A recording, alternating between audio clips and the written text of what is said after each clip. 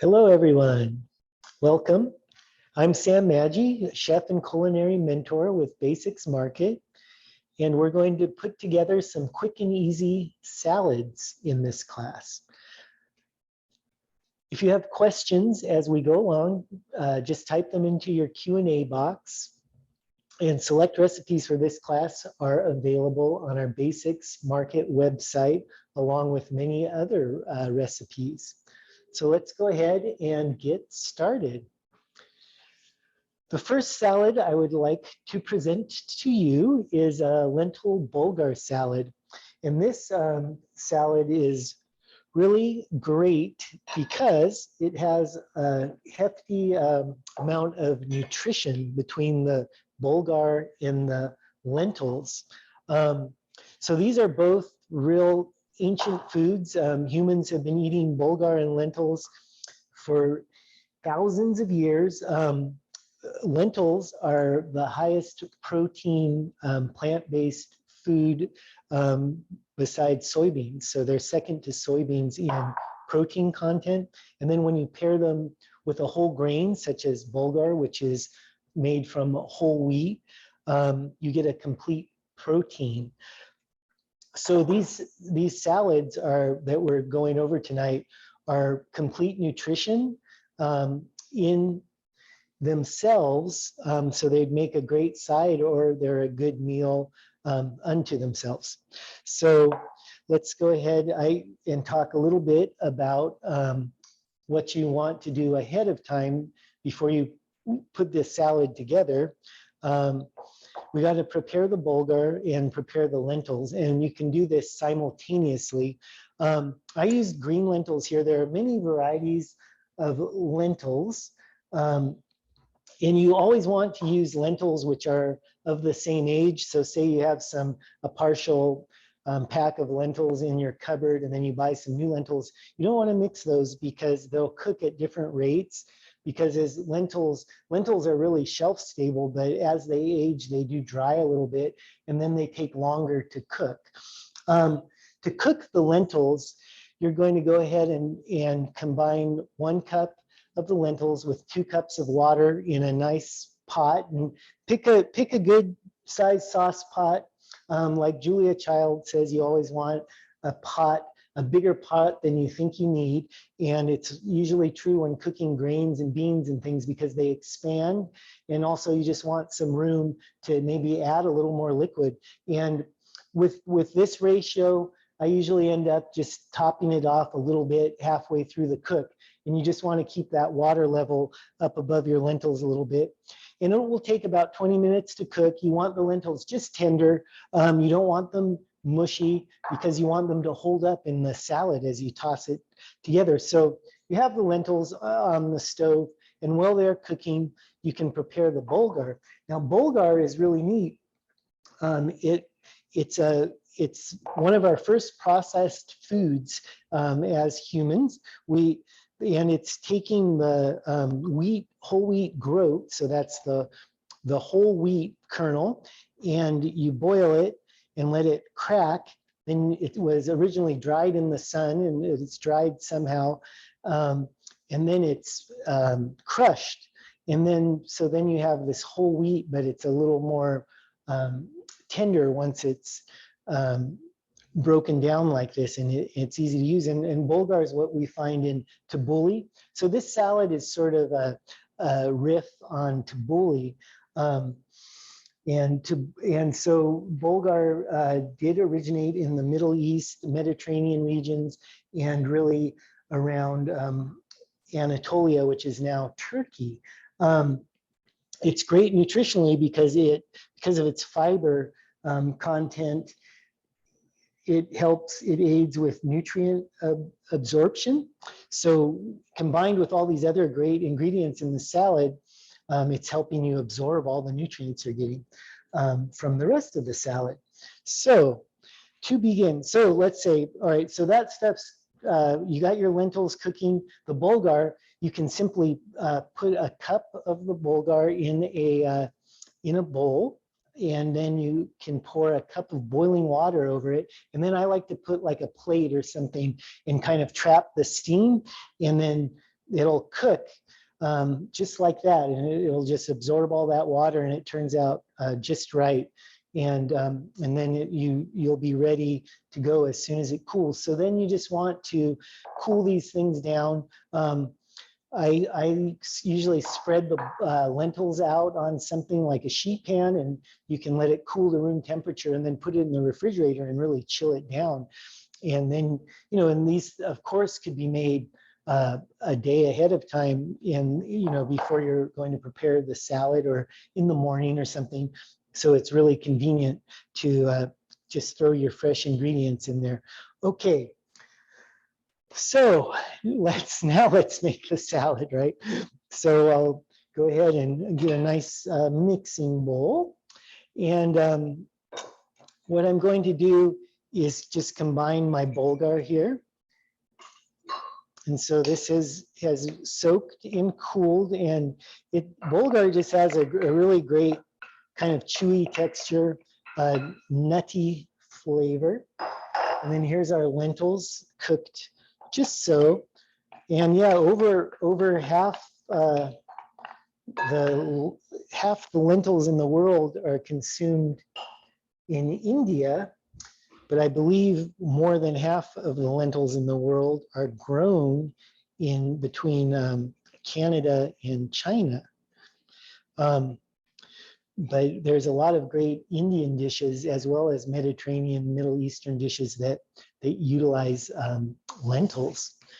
All right, so we've combined our lentils and bulgur, and now we're going to go ahead and make a nice simple dressing. So for the dressing, we're going to squeeze some lemons, and we need a 1/4 cup of lemon juice. So I'm going to go ahead, and here I have my 1/2 cup of my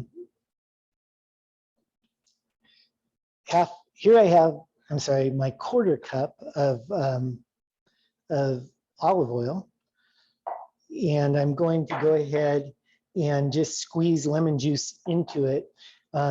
So that way, it's a really easy way to measure here. We're just going to combine all these things anyway with a whisk.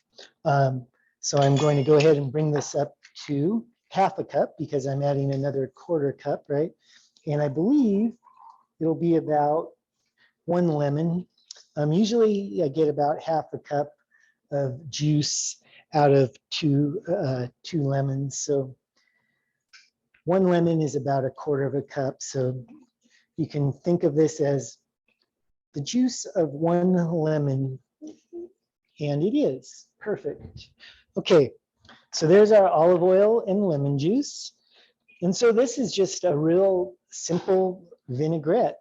And vinaigrettes there's so much you can do with vinaigrettes, and they're a great healthy way to dress salads and other things as well.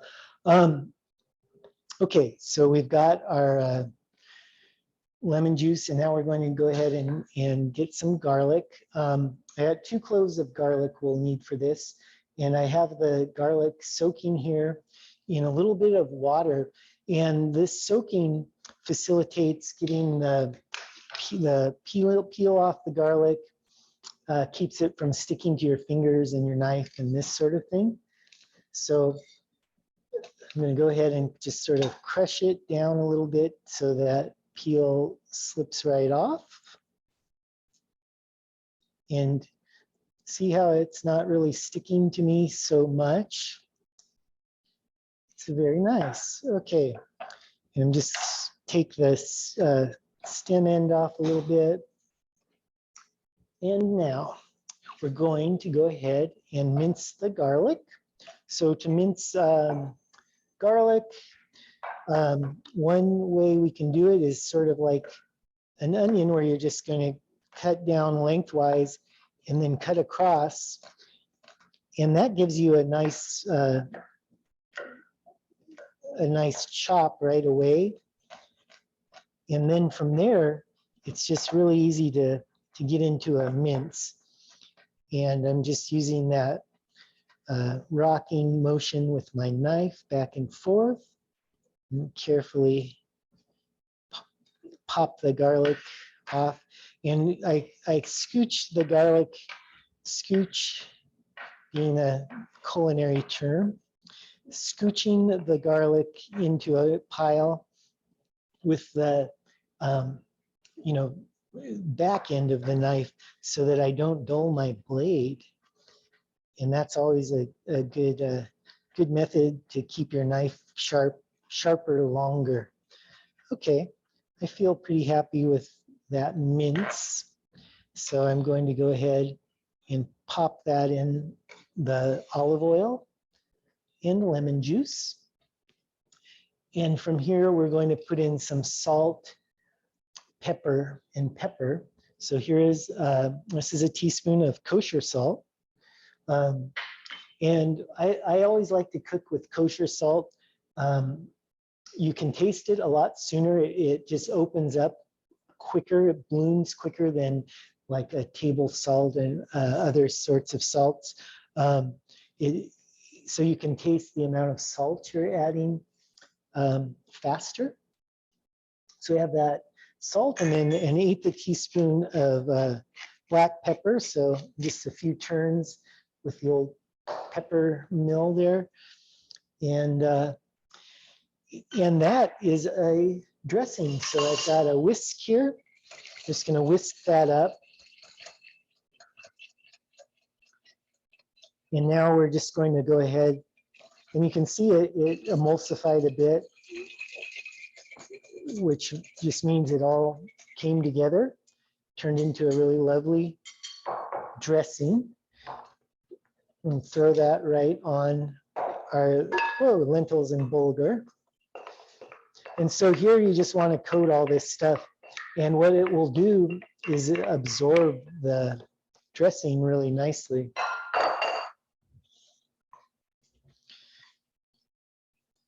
And then it's just a matter of cutting up the rest of our ingredients and putting it in there. So just kind of let this marinate. This salad will, you know, be great the next day after all these flavors have melded. I mean, it's great fresh and also good, you know, next day. Okay, so let's go ahead and add the rest of the stuff. So we're going to need a red onion.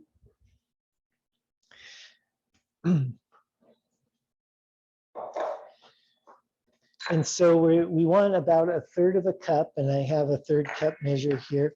So with an onion, red or otherwise, you always want to start by taking the stem end off, and here's a real obvious stem end, right? A beautiful stem on this red onion. And then you can cut down through the root end, just right down the middle. And this is handy because your onion, if you're just using a part of an onion, like we're just going to be using a little bit here, it will last longer in your refrigerator if you wrap it, or you can just, you know, put it in a Tupperware or something. And with the skin still on, it will last longer for you. And here, it's really easy to peel now, this half. And by leaving that root on there, we're going to be able to slice the onion very easily. And so with any onion, you want to go ahead and slice along with the lines that occur there naturally. And I'm just slicing right down to that root end, but not through it, because you can see that the root end is holding it all together. So now I have this neat deal where I can just cut across as much as I want. Now I'm going to go for the 1/3 cup here. So I'm going to go ahead and employ my claw. And so the claw is simply grasping that onion with your fingers a little bit curved so that you don't chop them off. And they're always out of the way. And it just gives you a great grip. And then we're going to go ahead and just cut down and across till I think we have about 1/3 cup. Yeah, plenty, a good generous third, which is nice. And go ahead and set that guy there. So I will just put that in our salad bowl. Let's see, we'll put this here. Yes, we have a question. Chef Sam, could you use a different onion, or what's the difference between like a red onion and white onions, yellow onions? Yeah, you can use a different onion. Red onions tend to be a little bit sweeter, so often in salads and things where you're eating a fresh onion, we'll use red onions, and also it's just really pretty, colorful. But a different kind of onion would work also in this recipe. Yeah, for sure. Okay, now we're going to need a red bell pepper. So here we go. Here's a nice big red bell pepper. So a neat way to get into a red bell pepper is to go ahead and once again take the stem end off, and usually the stem will pop right out. And then you've got this piece here. And for this, we're doing a dice. And then, so I'm gonna cut across and then across. And again, I've just kind of got my claw going, keeping my fingers out of the way. And then we can go ahead and take the tip end off, and same sort of deal, cut across and then across this way. All right. And now this is kind of the neat part. So now we can go ahead and cut down along one of the ribs, and then you should be able to just roll that right out. And I like to call this rolling out the red carpet. And there we go. And from here, you can take out the little pithy bits really easily. And these are just, the white part is a little bit bitter. And so usually we'll kind of pop those out, those little ribs. And then you've got this really neat, hey, that's kind of fun. You got this really neat, easily diceable, flat material. And it helps prep go a little quicker. And you can you can cut very evenly this way. So it's a good way to get, if you really want like perfect dice, it's sort of a good way to go. So that's one way to take care of a red bell pepper. Okay, so that's a beautiful red, goes into our bowl. Let's see if I can maybe get this in a place where we can see it a little better there. So there's the red bell. What else goes in this? A cup of celery. All right. So here's some celery sticks. A nice way to cut celery is, so I've just trimmed these from either end and then rinsed them. And now I'm going to, again, like with a lot of vegetables, you just kind of want to follow the natural lines that are there. And with celery, it has the kind of the strings running lengthwise. So first follow those, and then you can cut right across. And I suppose we'll go ahead and we might as well measure. Let's see how many celeries we get in a cup. I may be close with the 3. Yes, a question. Do you ever string or use a vegetable peeler to get the strings off the celery, or does that not matter? I've never thought of doing that. The strings of the celery have never bothered me. So I wouldn't even know where to begin, but I suppose that'd be an interesting experiment. If the strings, it's like, it's nature's dental floss, and you just leave them in there and you can have a good flossing.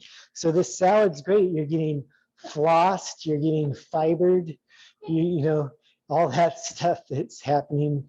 So it's healthy and hygienic, all at once. Okay, so, and we're going to throw some mint in there. So that can be like the finishing, like brushing your teeth. And now this just got not so appetizing. Let's stop talking about the oral hygiene, right? Okay, so there we have the celery, the onion, the pepper. It's all in there. And now you could put cucumber if you want. Cucumber would work here nicely. You could do some cucumber, some celery. And I just am going with the celery for this one.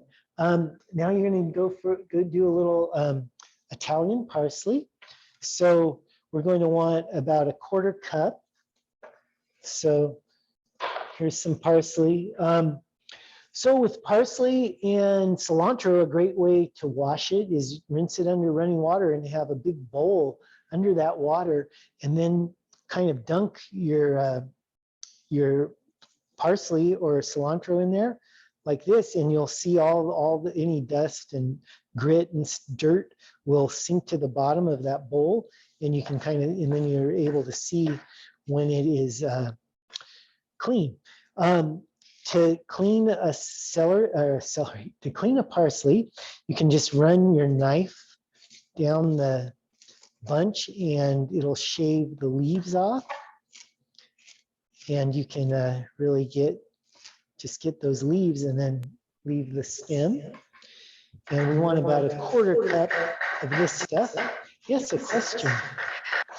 What kind of uses would you recommend for the parsley stems? Can you save them and use them for other things? Well, sure. Parsley stems can be nice if you're one thing, if you're using a lot of vegetables, which we all should be.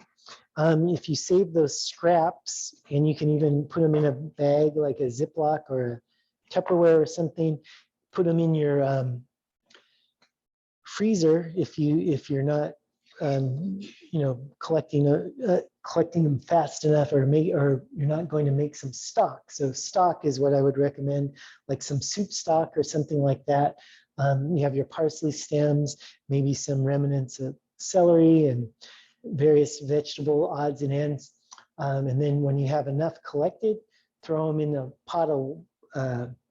pot, cover them with some water and simmer them until you get a nice flavor, and that's some veggie stock. And so that's one thing you could do. How about some mint? So here's a little bit of mint. And again, we're going to put a 1/4 cup of mint. So it's going to be nice and minty. Mint, it really lends itself to this sort of treatment with the Bulgur. It's a real kind of Mediterranean flavor profile. Chef Sam, does it matter if it's peppermint or spearmint? I don't think so. I would use either one, whatever sort of mint you've got. Like a lot of times people have mint in their yard, and sometimes too much, right? If you let it out of the pot, it can take over. But it's nice to have around. It's really a good one to grow at home.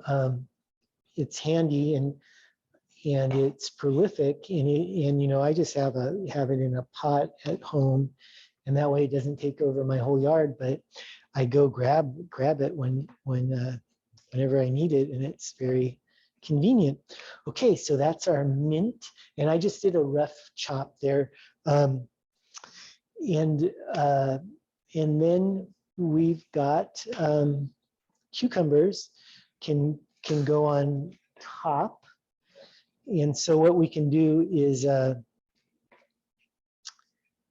what we'll do is we'll kind of plate this up and then finish it with some toppings.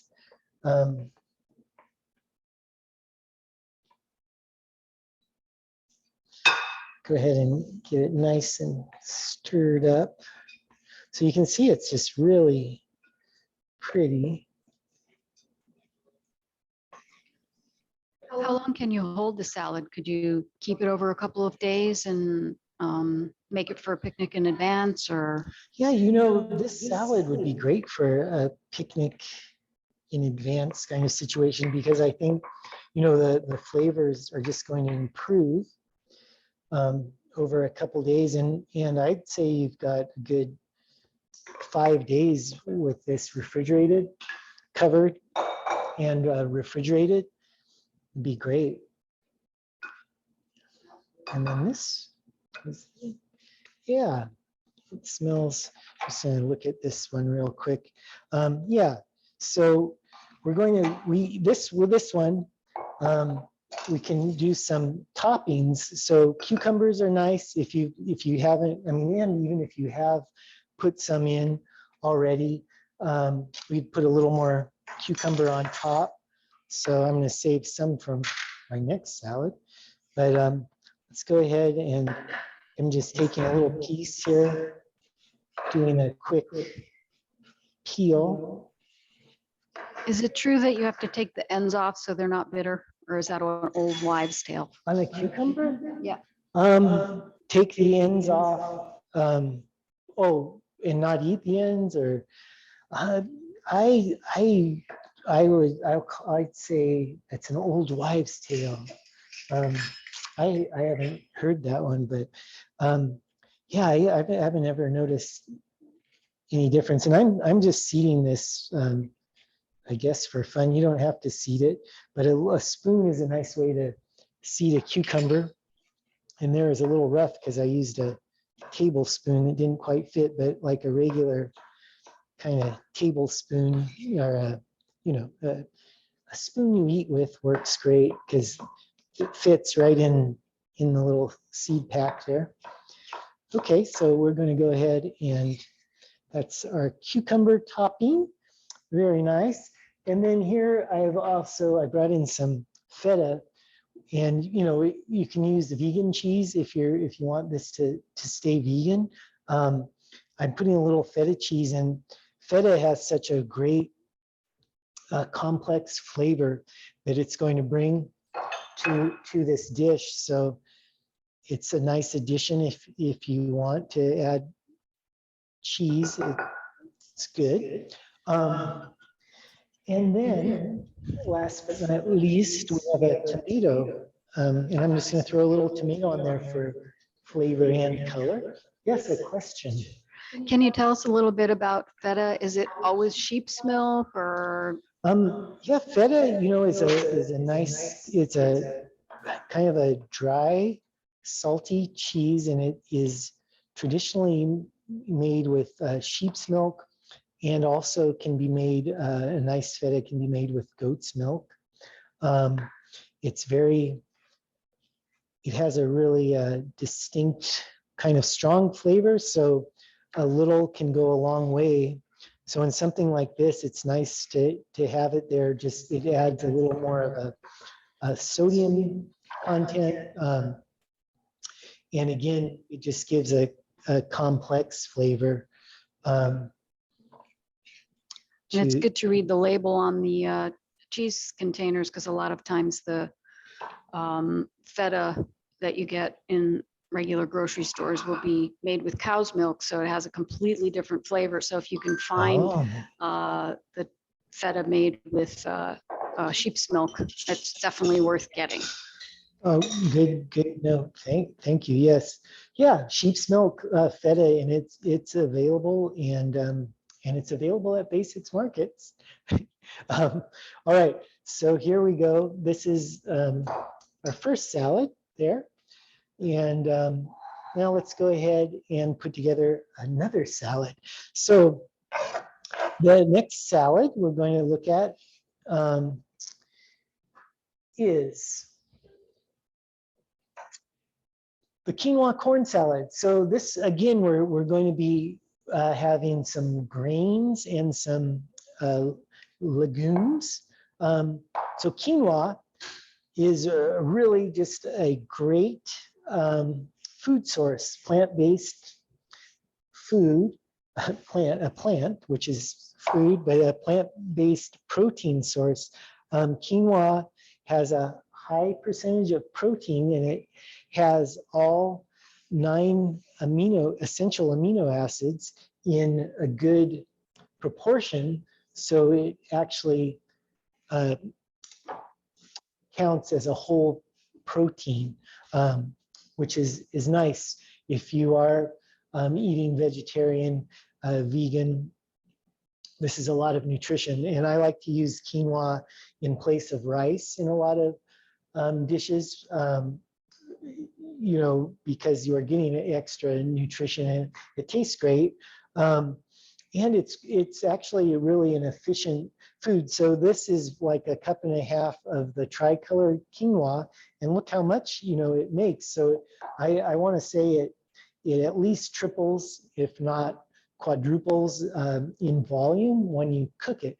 So with quinoa, you go 1 part quinoa to 2 parts water, get some water boiling, and then in a big pot again, put your quinoa in there, and then you can reduce the heat to a simmer and cover it, and just let the water absorb into the quinoa. And it usually takes 15 minutes or so, 15, 20 minutes. And you just want to let that water absorb, and your quinoa should just get nice and be fluffy and tender. And quinoa comes from South America, from the Andes, and it was eaten by indigenous peoples of South America, pre-Columbian, and was grown in the Andes because it's just a really tough plant, and it could handle the harsh environment. So very important, along with potatoes and corn. Potatoes, corn, and quinoa were the staples of the people in the mountainous regions of South America. So we're going to go ahead and put our quinoa into this bowl.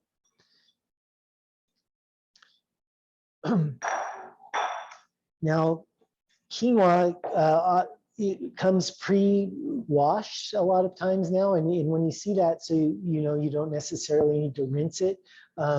If it's not pre-washed, you want to give it a good rinse. It does come, the seeds are coated with something called a saponin, and that stuff is actually in the industrial rinse of the quinoa.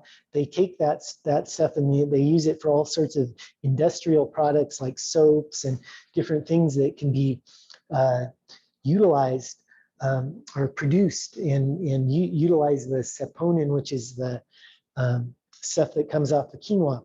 There is a theory that quinoa wasn't taken back to Europe along with, like, potatoes were taken, corn was taken from South America, from the same regions, but the quinoa wasn't taken because perhaps, you know, Spaniards tasted it without giving it a, you know, getting that saponin off, and then it would be very bitter. Okay, so we've got our, we made it to putting the quinoa in a bowl, and now what else? All right, so now we need a 1/4 cup of bell pepper. Again, so the red bell pepper, and once again, we'll just go knock off this and that, and give it. So a lot of times, like if you're just using, you know, like a little bit, like a 1/4 cup, sometimes you get enough bell pepper just from the top end and the stem end. And then, you know, that's nice. You still have all this. And again, it's good to just leave that bell pepper on the seed pack to, like the onion with the skin on. It just helps preserve the vegetable longer. So I'm just going to leave this alone, and then I can use it for another thing. Okay, so there's a question. Nancy would like to know if there's a substitute for cumin that you would recommend in this recipe. Oh, okay. So yeah, this has a real strong cumin-based dressing, and if you are not able to eat cumin or don't like it, you could just leave that element out altogether. You could use, I mean, coriander has a similar flavor profile. You could use some coriander in there. Let me keep thinking about that one. But yeah, I'd say like, coriander or, just skip it and you'll be okay. Yeah, so here's our corn. And so, corn and quinoa is classic combination from South America. So that's a third cup of just some frozen corn that I thawed out. Then we've got our cilantro. We want about a half cup of cilantro. So again, with the cilantro, I do like a similar deal where I'm just going to take it off the stem with my knife by kind of sliding it down the stem. Ooh, this is a nice fragrant cilantro.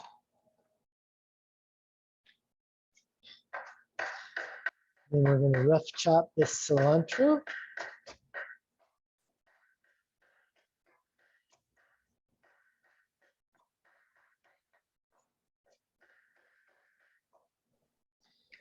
And then Chef Sam, pop would you that in. generally use the stems of the cilantro? Yeah, you can use the stems of the cilantro, and unlike parsley, cilantro stems just taste like the leaf. So you could even throw the stems into this salad. I think here it's more of a kind of a textural and aesthetic kind of thing.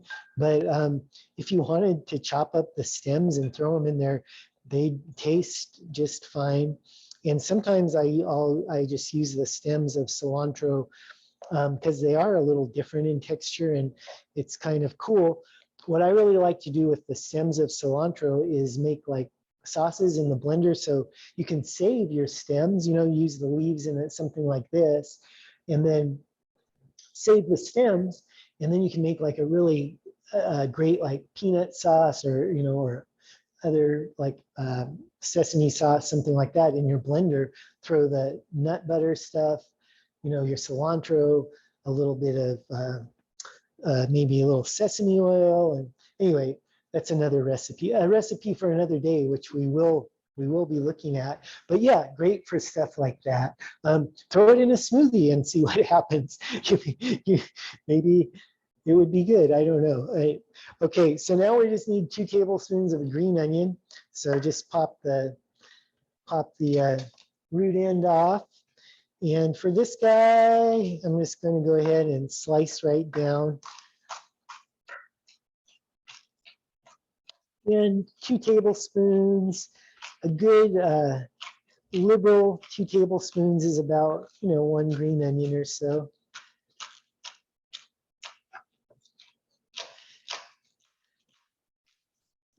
And this is another just really pretty salad to look at.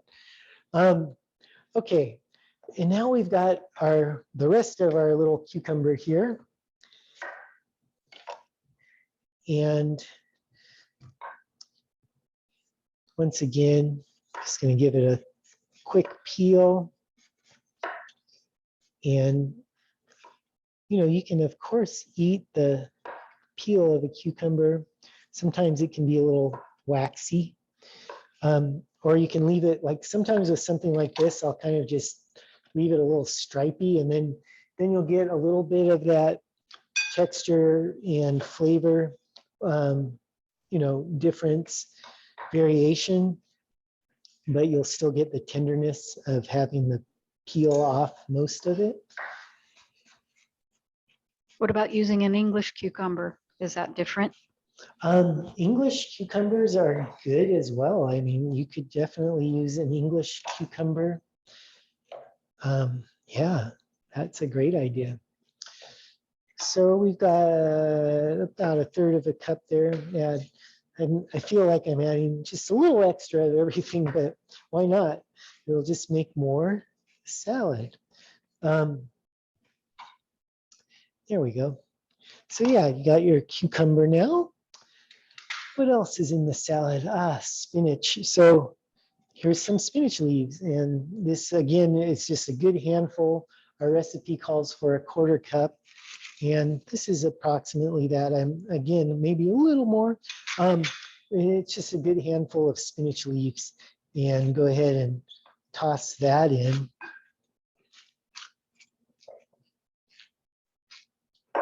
Ooh, and then there's a little, looks like parsley, which often grows in spinach patches, and it's also edible, right? It's pig's weed, I think it's sometimes called, and it's good in salads. But I'm not quite sure about that one. Actually, it might be something else.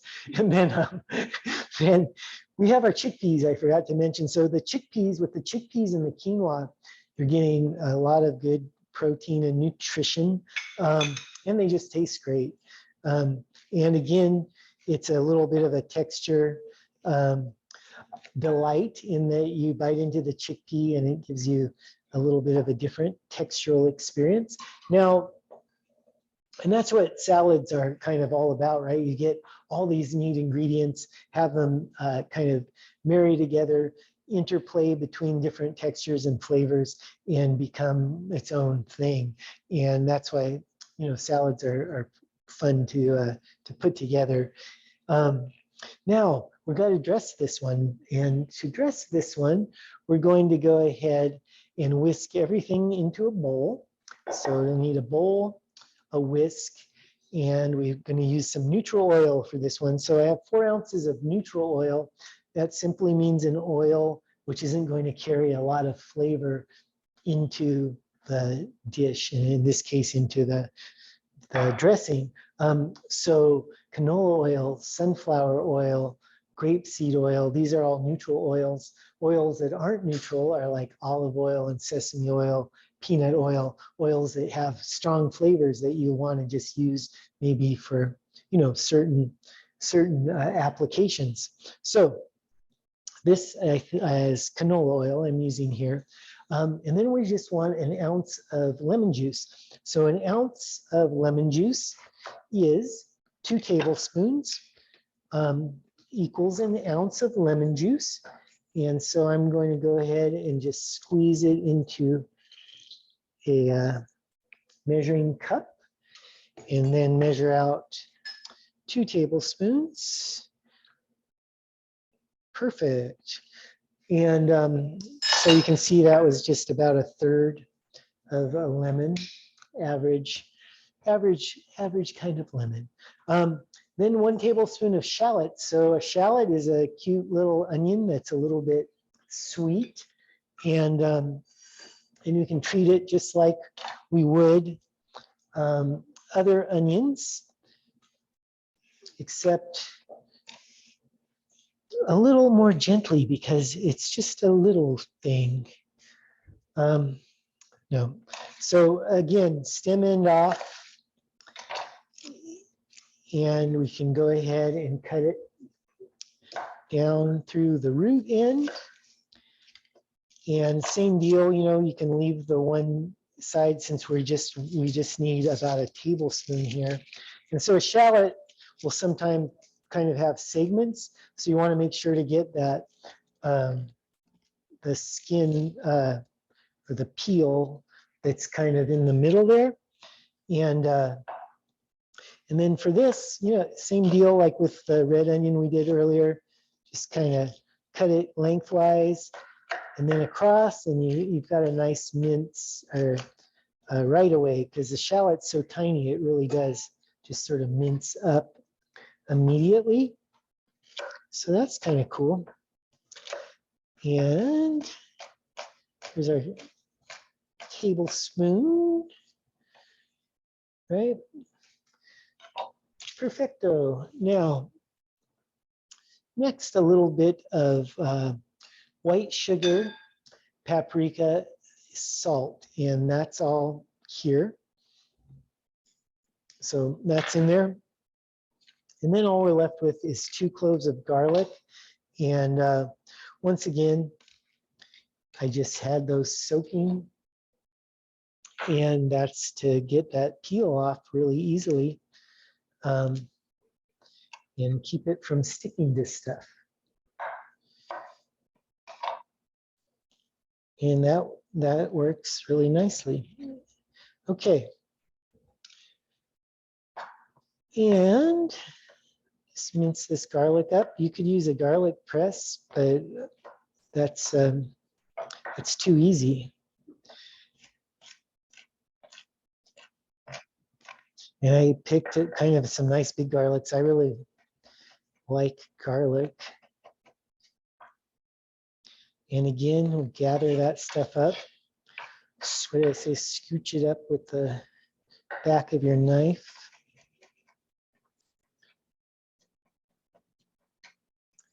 So yeah, these salads would both be great to make ahead, kind of let them marinate a tad. Good for spring picnics once if the rain ever stops. But you know, there's no reason not to picnic under a dry spot under a tree or something. Okay, and now let's go ahead and not forget the cumin. So this is that good hefty 2 tablespoons of cumin we're going to add, and gives it a nice cuminy hit. And again, you know, you can either, if you're not into cumin for whatever reasons, then you can maybe a little coriander, or you know, just skip it and you still got a nice like lemon oil vinaigrette type deal. Now we're just going to go ahead and toss the salad with the vinaigrette, and you just want to coat everything, and then it's ready to roll. And that is our second salad. And then plate this one up, and then we can have some tasting. And then I forgot I had my props I didn't even use, but I just wanted to show, like, you know, the lentils dry and the quinoa dry, and the bulgur dry. And so my point with that, belated, is just that those guys, they all really expand once you get that water on them, and they're all really great pantry staples. So if you have this, you know, this stuff lasts forever in your pantry.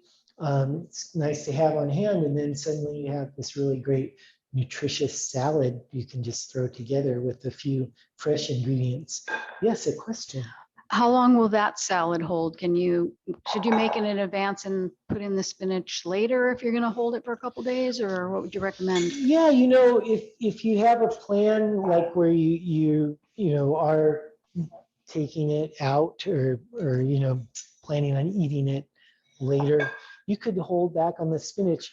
But the spinach, it's not going to be terrible after a few days. And again, you know, I'd say you've got a good 5 days refrigerated on this, and the spinach might get a little wilty, but it won't be the worst thing. But you could hold back on the spinach if you want it to keep sort of more towards crispy, and that'd be easy to just sort of blend in. I definitely recommend dressing both of these in advance, so that dressing sort of marinades in all that jive. Okay, so that looks like a good amount for the plate. The plate on hand there, and then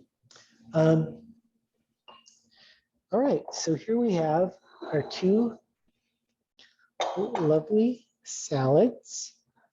Both of them, you know, a great meal by themselves or a wonderful side with some other things. You know, whatever you choose. Let's taste the salads and see if they're as good as they look. So here we go. This is the lentil bulgur.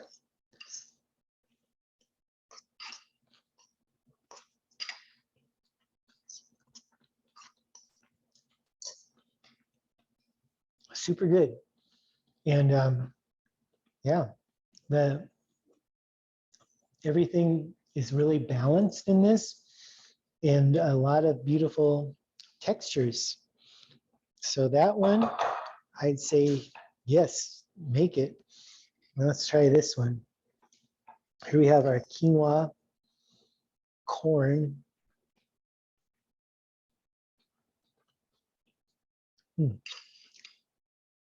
Delicious. So I hope you are able to try making these salads and enjoy them. And you'll be really happy and healthy. And please stay that way. And until our next class, I will see you later.